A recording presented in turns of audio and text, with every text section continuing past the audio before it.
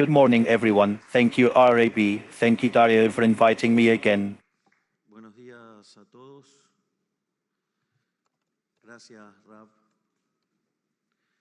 And being part of this forum to which I assist with so much pleasure and pride. Today's talk is going to be about a topic that is currently receiving public attention. La charla de hoy va a ser sobre un tema que en este momento, which is the idea of what we had already called the Endogenous Dollarization notoriedad pública, que es la idea de by the month of September of last year. por el mes de septiembre del año pasado nosotros habíamos llamado la dolarización endógena. So I am going to try to make the most intuitive version possible. Voy a tratar de hacer la versión más intuitiva posible.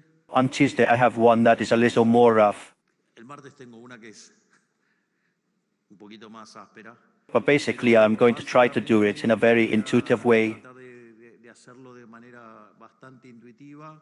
And I think that if we essentially understand the nature of money, Esencialmente la naturaleza del dinero, it will be very simple to understand what we want to do and why we want to do it and how we are going to do it. queremos hacer y cómo lo vamos a hacer. Apart from that, it is clear that even if it is a tactical talk, Está claro que igual, digamos, por más que sea una charla técnica, I'm no longer a politician and I am no longer the president of the nation. de ser el presidente de la nación, And it is clear that last night the party of the state, the corrupt, won a battle. anoche el partido del Estado, los corruptos, ganaron una batalla That they are not going to win the war. para ganar la guerra. We are going to continue to fight against corruption until we finish kicking them in the ass. Hasta que los terminemos de sacar a patadas en el culo.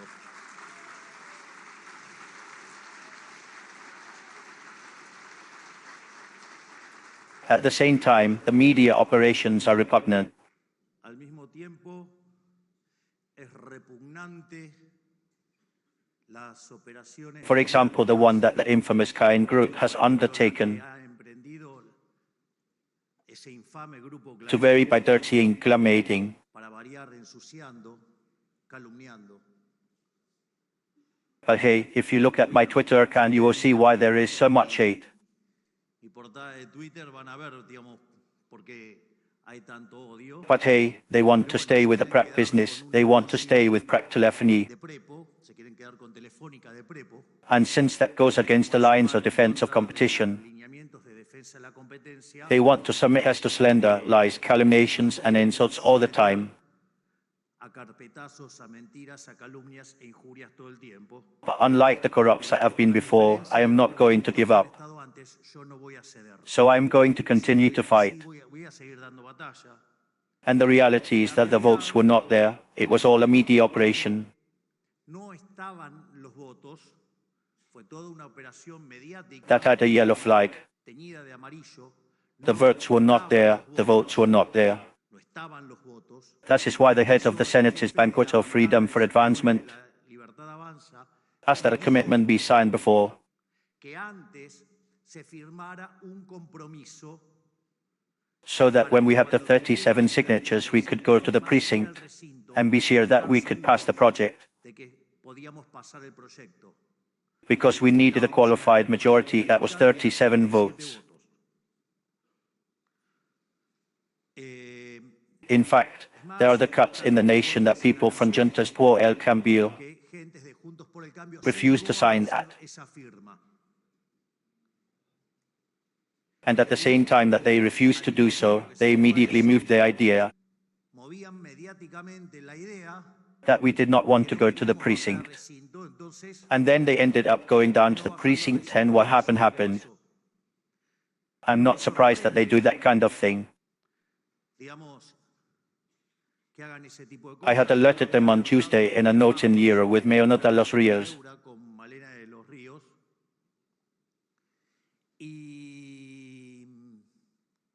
Y no and me I am not surprised by several things.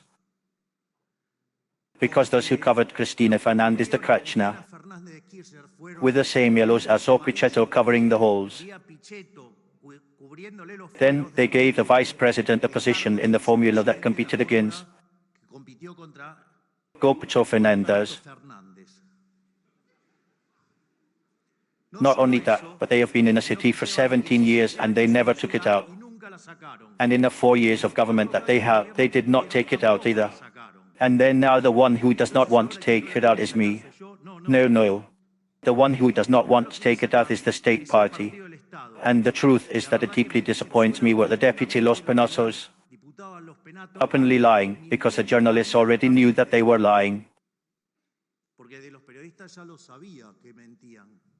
And also lying that there had been ATMs in different things, that the data is available and that they proved the lie. If we want to end up with the correct, one of the things we have to end up with is with a lie, because the lie is also a form of scam. So it was to make it clear, because also that project that was faced, which had never happened by deputies, it happened when I moved my land with a project to make it happen. We took it to the Senate, but they made us a scam, no problem. We are going to try again. I will not give up a millimeter. But what can they pretend from those who say they are in favor of freedom and say that public spending in the city should not be cut when they quadrupled the size of the state? The question is, how many elections did they promise that they were going to be? And the answer is no. The question is, how many elections did they promise that they were going to lower taxes? Because they will not be able to lower taxes if they do not lower spending. I warn you, that is, so that you can see how they are lying to you. Or how they lie to you, let's say, when they have a candidate who talks about universal minimum income. That is a typically socialist measure. Or when they have a candidate who says he is going to give subsidized credit. That is against all market logic. Or directly, when they lie, saying that we want to close schools and hospitals. That it is the same negative campaign that must in 2023. And it must be because they hire the same human garbage of Gutierrez Rubin, who is dedicated to making a negative campaign.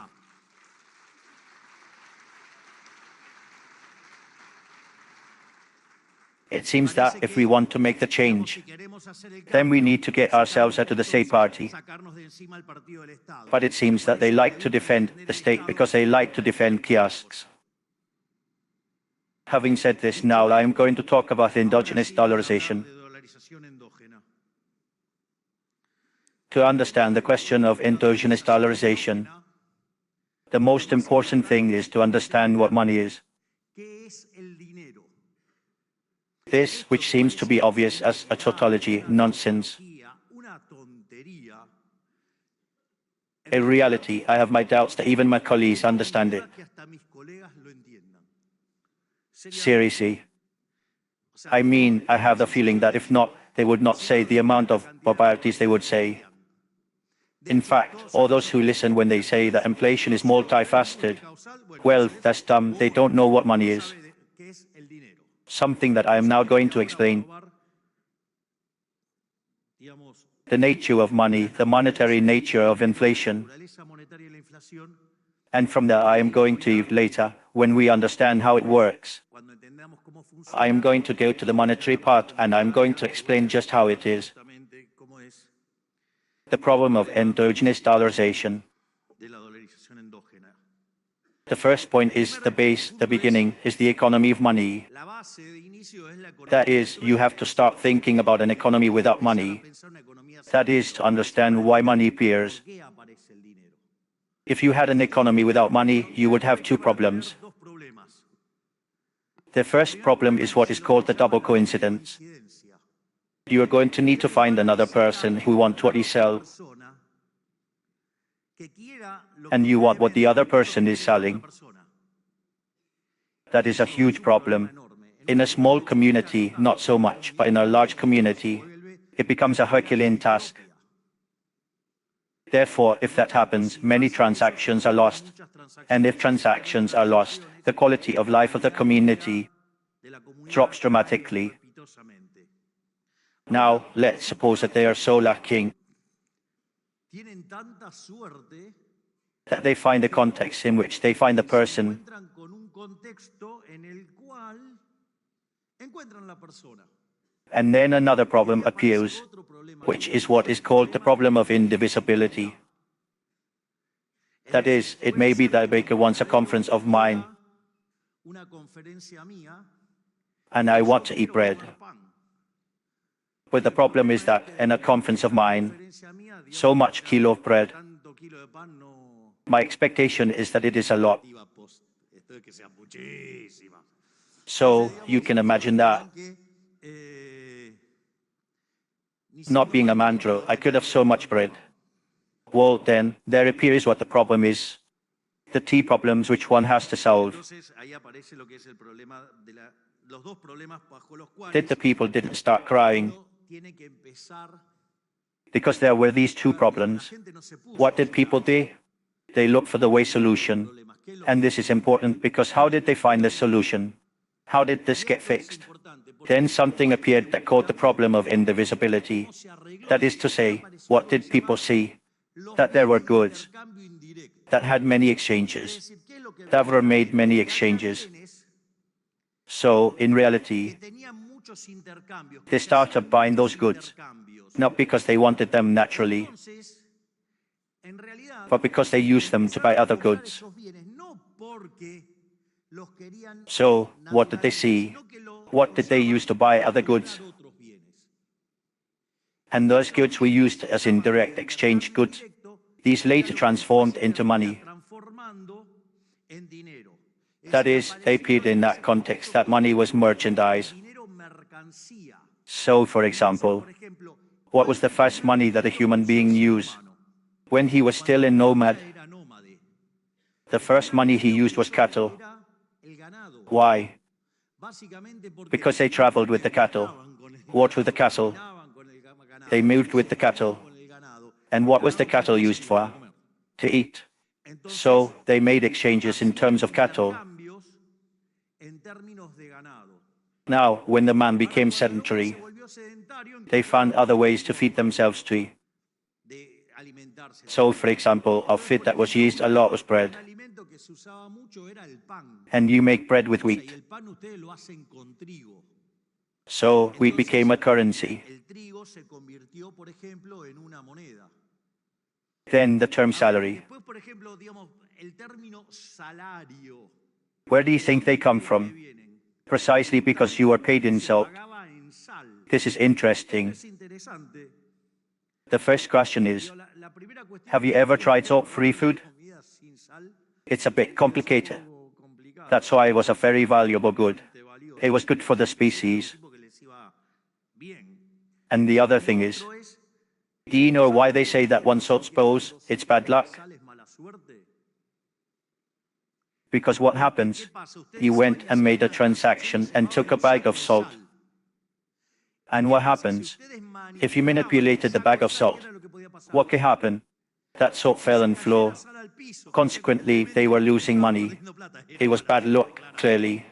So how is the custom? So you went to the transaction and put the bag on the scale. And then the other person took it. Tobacco was also used. Different types of goods were used. In fact, during the German hyperinflation, nails were used. And there is an anecdote that Milton Friedman talked about. That is very funny. And the Germans also used cognac, which is the most liquid definition of money he has ever known. Also, if you look, here we are varied in ages. For those who are more or less my age, more than 50, have seen prison movies. And the money that was used in prison, what was it? Cigarettes. Now look, that this type of money complies with two of the three functions that money has. It can be a unit of account, clearly. It could determine prices in cigarettes or in salt. or in tobacco, or in whatever you want. And it was also the unit of account, and it was a generalized payment method. Now, what was the problem with that type of money? It was not what? A store of value. In fact, if you look at store value, this is interesting. Could you have ice cream as a store of value? Now, why couldn't you have ice cream as a store of value? Because it melts. What does it mean that it melts? At the interest rate then is negative. I'll give you detail. That dollar is stuffed under a mattress. Also have a negative interest rate because they are losing value with the inflation of the dollar. I'll give you a piece of information just so you have it incorporated, so that when I tell you to put the dollars in the system. So, the problem with all those goods was that with the passage of time they degraded. Consequently, they were not stores of value. So, how did the human being fix the problem? That they were not stores of value? They looked for something that did not degrade. And then what did they find? The metals. Then the golds appeared. Silver appeared and bronze appeared. Gold for large transactions, silver for smaller transactions, and also bronze for small transactions. Now, that also allows them to solve the store of value problem. They can also be a unit account and a generalized payment medium, and also now it can be a store of value. Now I'm going to go to something that I particularly enjoy, and with a hero, a capitalist and a co-peer knowledge, which was the Robin Hood fox. I say the Robin Hood fox was an anarcho-capitalist. Although it hurts chameleon, I don't understand anything. It was an anarcho-capitalist because he lived in a place in Los Angeles, if I'm not mistaken. And they lived from what? From trade. Then people came from other places, and they brought two things. Fed to exchange, and they also brought money to buy things, which was gold. So what happens? When someone came from outside in a car, he brought a poster on his face, on his forehead that said, I have gold, I have gold, I have gold. I came to steal, I came to steal. So, one of the things that the fox did was what? Attack those gangs, those who attacked the visitors. That is to say that it protected the trade. That is because if all the time that someone came, he was going to be scammed by the thieves, they were going to stay in autarky, and the quality of life was going to get much worse. Therefore, let's say, the fox, favored free trade and respected property rights. And who's the other enemy of the fox? The soldiers who represented who? The state, with which it was a manual for anarcho-capitalist. Now, a new problem appears with money then, because they had to carry a lot of metal, which was very heavy. And what other problem happened? It could be stolen. So, what did the man do? He discovered the deposit houses, banks. And what did they do? They left the gold, the silver or the bronze, whatever, and in return they received some tickets, which were some bare receipts. And that when they presented, they had to give in the gold. So instead of traveling with all that metal, they made transactions with those papers. And then there was a clearing, and the problem was over. And the day you wanted to go to the deposit house, they presented the paper and took the metal possession, obviously as expected. A fraudster always appears who wants to take advantage of that. So, what did he start doing? He started issuing papers without having the metal. And what happened? When that situation occurred, they increased the number of papers, but the goods were exactly the same. So, the prices denominated in those papers, what happened? They went up. So people also had time, and when that happened, they were going to withdraw the metal, and that was where the problem started. So, what did the state do? What did the state do? Instead of taking and solving the problem of the theft, wanted a day. No. How can I do this business? And what did it do? It monopolized the production of money. So now the state did it. I mean, the state does not accept competition in robbery. It has to be the only one. He started thinking that if you did the things that the state does, you would go to jail. I mean, that's not a minor issue. But beyond that, which is the interesting thing, from that point on, another problem arose. Because when the monarchs and feudal lords started to screw the paper, there was a time when, for example, what they did was that they would hit the gold coins in a sack, and with what was falling, they would do something else. That was embezzlement. It was how they cheated on people. Then the coins began to weigh less. So, that's beyond this week. Let's say about what is fair. I mean, within the things that are fair, you can't allow false weights. This is basically the same. If you want, I grab the phone and I bring it more precisely. Or later I pass it to Dario. He shares it. So, everything is in line with the plan. Everything is in line with the plan. Having said this, what happened? When he began to degrade the coins, what happened? They had to, instead of using the coin, they wanted to use another one. Why? Because they didn't want to lose value. So, what did the monarchs of feudal lords impede? The forced cars. That is, forcing them to retain money. Therefore, they punished them with the inflationary tax. But beyond all this, then nothing.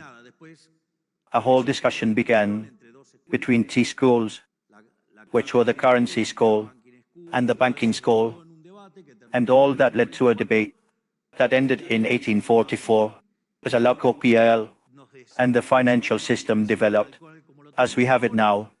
At that time, there was a currency convertibility, and every time it was used and issued, well, they made a change, and that basically went around until 1973 and ended with Bretton Woods. We are now with this financial system and with fiduciary money. But the important thing is that we do not lose the essence of money. Money is neither more nor less than a good of indirect exchange to make transactions. Example, what does all the green that can accumulate and in the wooden seat?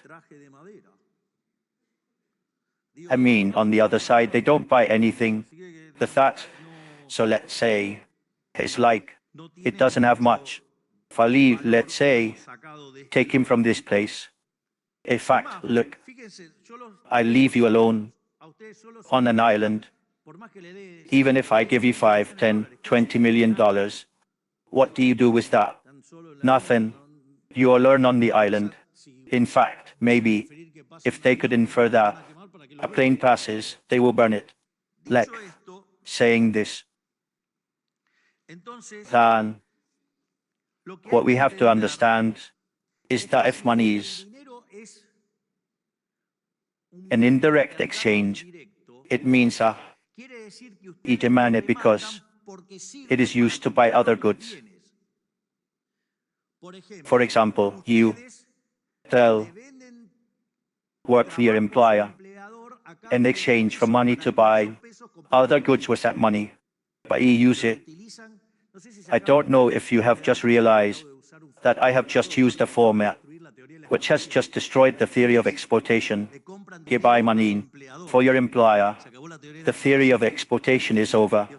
I mean, just to raise the discussion in a different way, makes the theory of exploitation and accept that workers are exploiting businessmen because they are the ones who buy money in exchange for work. But beyond that, the important thing is to be clearer. Then that the demand of money is strictly a derived demand. That is, it is a mirror of what happens on the real side. And therefore, it is a consequence of that the demand of money will be determined by the intertemporal path of consumption. That is what they consume today until the end of eternity. I mean, when you see an economist who sets up the function of demand of money and predicts why and why, laughing that is a brute. I mean put because if you build a general equilibrium system, all the prices come in. And now I'm going to explain the difference. So the determination of income is determined by the prices and the amounts. They don't need to put the income. That is bullshit that economists dragged from Keynes, who only took a single economics course with Marshall and only made an invalid translation of a case, a partial equilibrium and general equilibrium. And the other bullshit is to place the interest rate there, because in reality the interest rate is not determined by the money market. The interest rate exists even when there is no money. The interest rate exists because time exists, because it means, how am I going to shift consumption from the present to the future and vice versa? Therefore, the functions of consumption are determined by all the prices, the present, the future, and vice versa. And the reality is that if you take a general system of equilibrium seriously, not in a stupid way, that is, instead of taking the books of Keynesian current meatbacks derived from errors, the Brahan, McKinsey, or if you want to go before Wall, and if you want to go before Boa, you are going to have to. Functions of demand are going to depend on all the prices. But in the end, let's say, what are the deep parameters of what these functions depend on? Both the demand and the supply, and therefore the excessive demand. They are going to depend on the deep parameters, therefore the preferences, which is given, the technology, which is something that they do in some assumption about the technological progress is given, the donations which are given, and the system of property. Therefore, once he specifies the model, it is hard as a rock. That is granitic. It is something granitic. Unfortunately, if you do nothing, the system has a set of functions that only depends on the prices, but they are also granitic. Therefore, in normal conditions of pressure and temperature, the demand for money is granitic, except that a sinister entity called central bank appears. Why? Because basically, reflect deep parameters are not under the control of anyone. Then the demand for real money has to be equal, in balance in the monetary market, to the real money supply, that is, the amount of money divided by the price level. And then what do we get to? We get to the monetary nature of inflation. Why? Because if the amount of money is fixed, yes, and the demand is fixed, the monetary supply divided by the monetary demand gives the price level. And if you increase the money supply, the prices rise. That is where the monetary nature of inflation arises. That inflation is always and everywhere monetary phenomenon generated by an excess of money supply, either because the supply rises, or because the demand falls, or because the two things happen at the same time. That leads to a loss of purchasing power. That means that all the prices expressed in monetary units rise. And I'll tell you something, and the exchange rate is one more of those prices. Nothing disillusioned that the exchange rate determines the prices. Now, the amount of money determines the prices, and one of those prices is the exchange rate, which is the price of foreign currency, in the case of the dollar, of the United States. This is very important to take into account in that context, and to not complicate them. That is, there is a whole discussion about monetary supply that we can do. But what I care about, especially to tell you today, is at the price level, and the equation is given by the quotient between the money supply and the money demand, and that the amount of money is what is called the nominal scale. And as I move the amount of money, I move the prices. That if you extend it to an open economy, you can say, in the same way that I determine the local price by the local monetary supply against the demand of local money, I can do the same for whom? I can do the same precisely for example, for the United States. So the price in the United States must also be given by the quotient of the money supply over the money demand. Why is this important?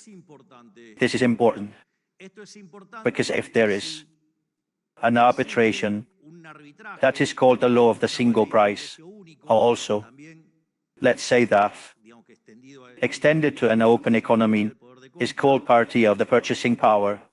That means that the local price is equal to the price of foreign currency, that is, the type of change, the dollar, by the level of prices of the United States. So notice that the type of change is determined by the local price divided by the price of the United States. And as the local prices go up with respect to the United States, then you would have reasons for the type of change. Tigray. Now, if I consider that the demand for money is a factor K multiplied by the national income, which is a fraction of the income, I will be left with the type of change determined by the quotient between the amount of local money. I will divide the foreign monetary supply by the coefficient of foreign monetization on the local and by the foreign income and the local income. That is us. The monetary supply, I am going to do it directly with the Argentine case so that we know the problem. If in the United States the monetary supply grows faster than what grows in Argentina, where the amount of money is fixed, therefore the variation is zero. That means that from the monetary supply side, there are pressures for the type of change to decrease. If also I collect about a third of what is the base, and I also have superphysical habit. Instead of injecting, not only that I am maintaining a constant amount of income, I'm also paying. So while in the United States, the amount of money offered rises, in Argentina it is constant, or falls, therefore, that puts pressure on the type of change to go down, that is, that the dollar falls. The other has to do with the factor of monetization. In the United States, that number is super stable. In Argentina, it comes from a truly depressing number. In the first period of the Christian regime, it had an average inflation of 10%. In the second, 20%. In the third period of the Christian regime, 30%, with Macri almost 50%. The CARAJO, they left with more than 200. Inflation troubles 1% daily. When you take the wholesale, it was 54. in the month of December, the annualized, in the month of December of 2000.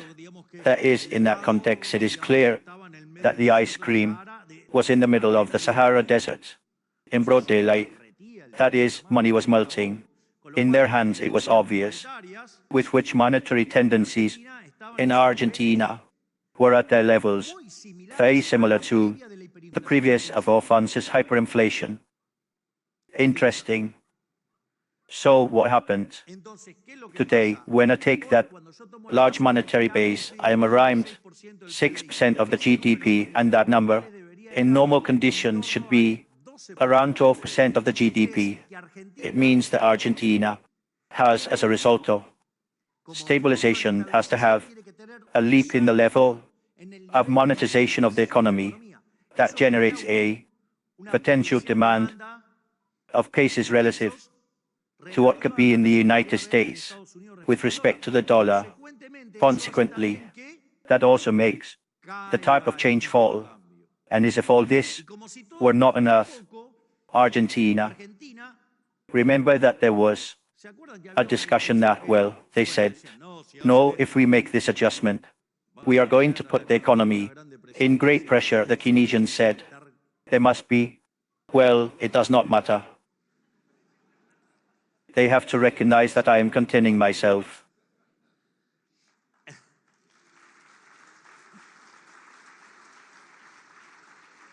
It is that it gives me, I do not know what, to be pro-millennial in front of the rap. So that's why it gives me a little bit of pride. I am behaving well for you. Sweet. So, now, look. First, they said that we were going to sink into Great Prussia. Second, that we were going to do an L, that is, that we were going to reach a floor, and we were not going to raise it anymore. Then they started with that it was going to be next pipe, but soft. Then next pipe. Then they recognized that it was going to be in the court. And it ended up being a tilde, because when I took it, that is, the wholesale inflation annualized, passed from 17,000 to levels of 10,000, because in December it was 8. And they predicted all kinds of aberrations in the GDP was going to destroy everything. The demarcation of December ended 6% above December 23. That is, not only did we break the inflation rate as never in history, but also the economy expanded. While they have to burn all the Keynesian tax breaks.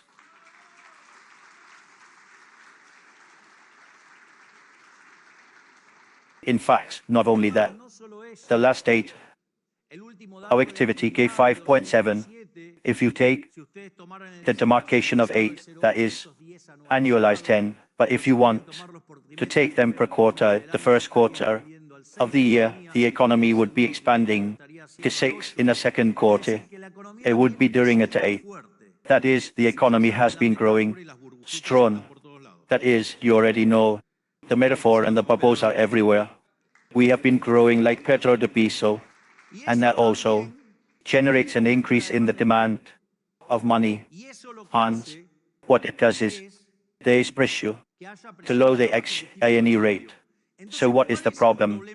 We have now, we have problems associated with the fact that we are growing a lot, and the economy is very little monetized.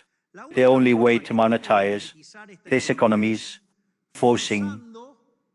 Yes, then, because of this increase in the demand of money, the exchange rate goes to the bottom of the band, and the problem is, it does not reach the bottom of the band.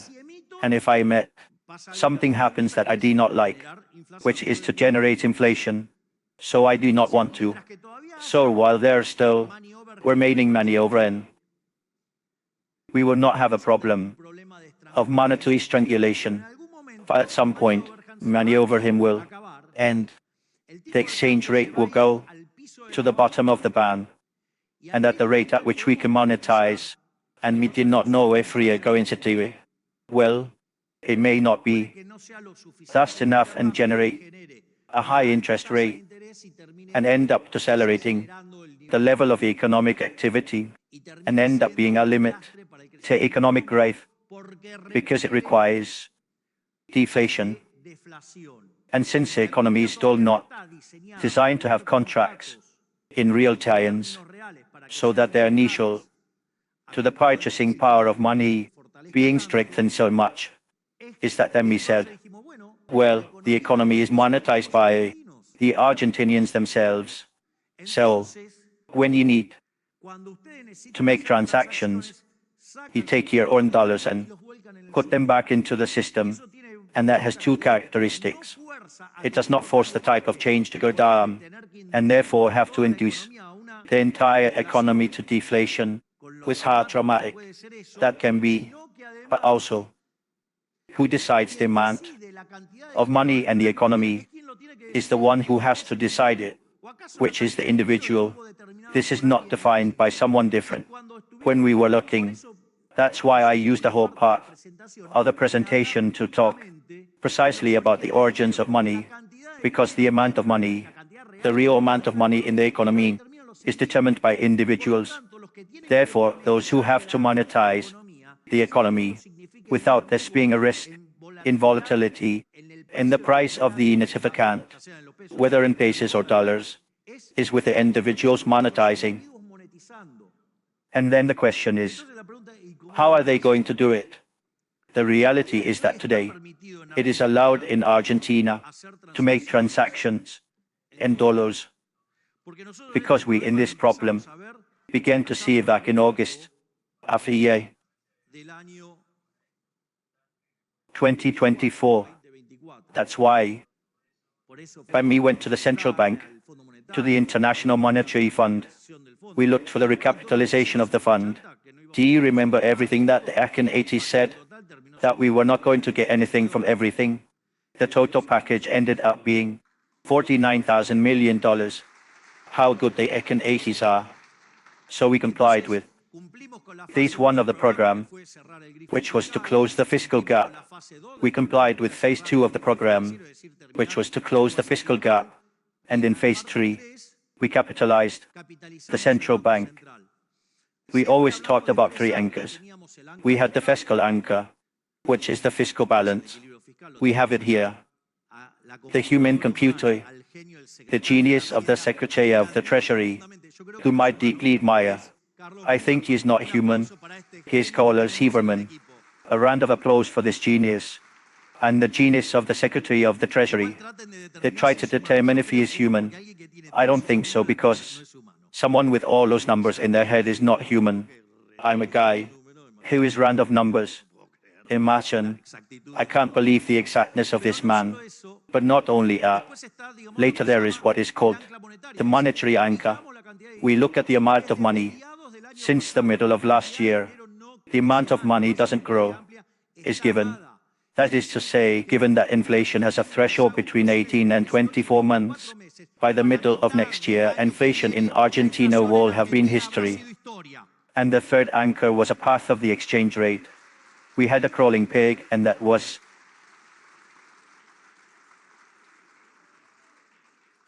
Y el tercer ancla era un sendero del tipo de cambio. Teníamos un crawling peg y eso era. Now it happens that and that worked, and it was because basically we had to recompose.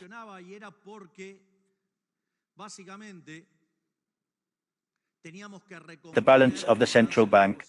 Think that we made a rate of about $45 billion in the balance of the central bank. Think of the mess the previous government led. For example, the debt of zero is $45 billion. Negative net reserves, that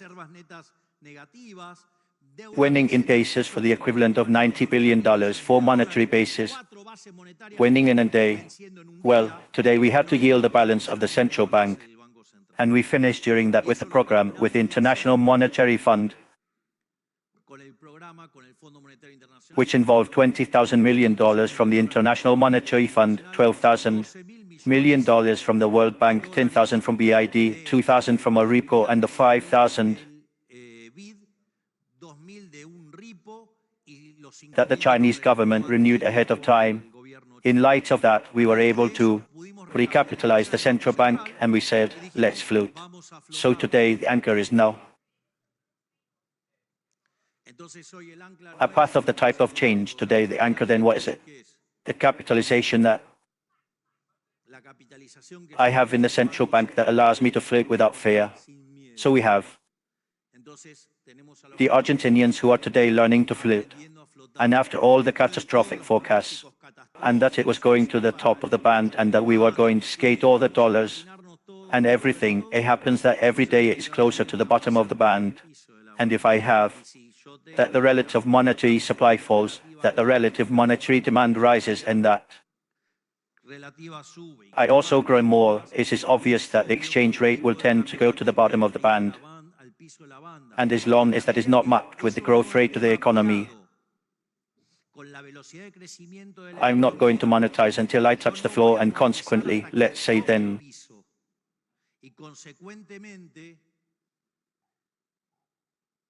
I am going to have to monetize in some way, and that is why we allow the competition to be monetized. I make a note of color because if you remember, we said, there are the reports I said, if I get $15 billion, I open that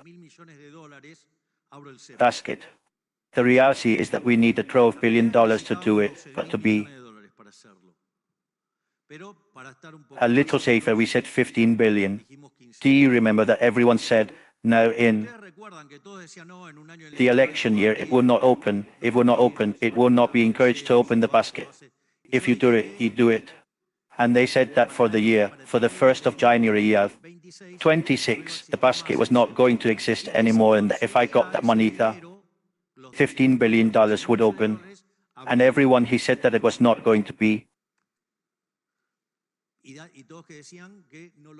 because it was an election year. Well, guys, the basket is a tool of torture, and there is nothing that justifies losing freedom or giving freedom. We got $20 billion cash, and despite all the forecasts, we did what we had to do, and we took out the basket. And the idea then is, how do we monetize the economy?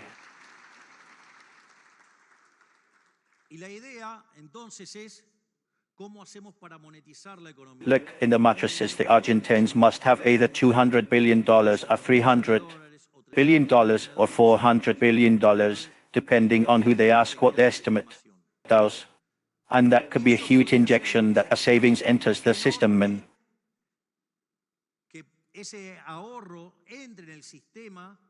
That allows a boom of investment that accelerates Argentina's growth process.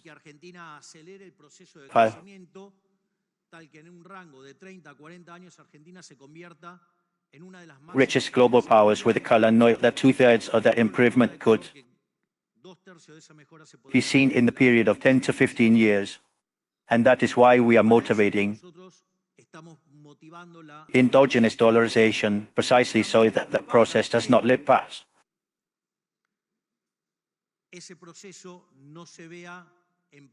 Or delayed in time, or that it does it at less speed.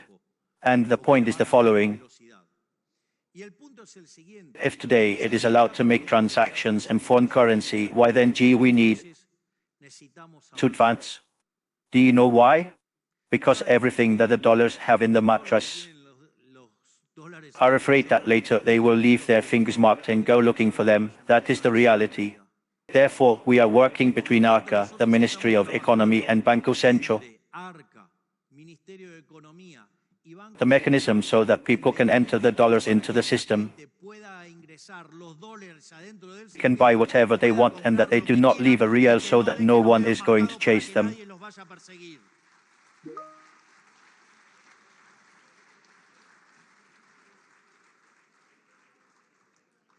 He shouldn't draw their attention. I am a libertarian liberal, and I said this at some point. And obviously the political caste, the state party, came out to hit me. I told them, at some point I said that those who had the dollars in the mattress were the heroes who were going to get ahead of this country. Because what is the point? He did not put dollars under the mattress because you hated the country. He put dollars under the mattress because on the other side there was a group of sons of bitches, delinquents, who were obsessed with the inflationary tax.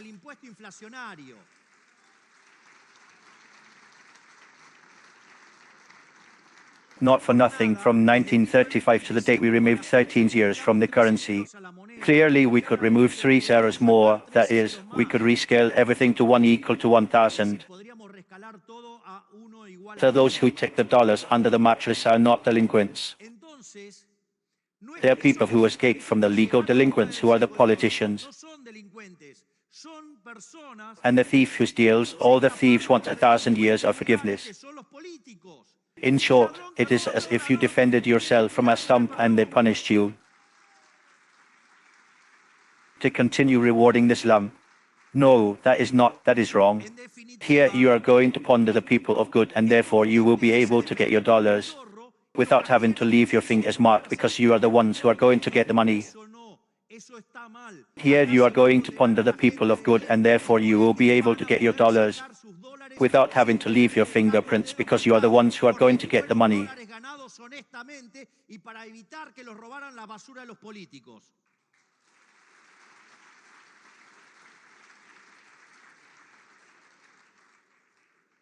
The only clarification that I want to make, and that is very clear, is that in the transition the peso will continue to exist and it will be used to pay taxes.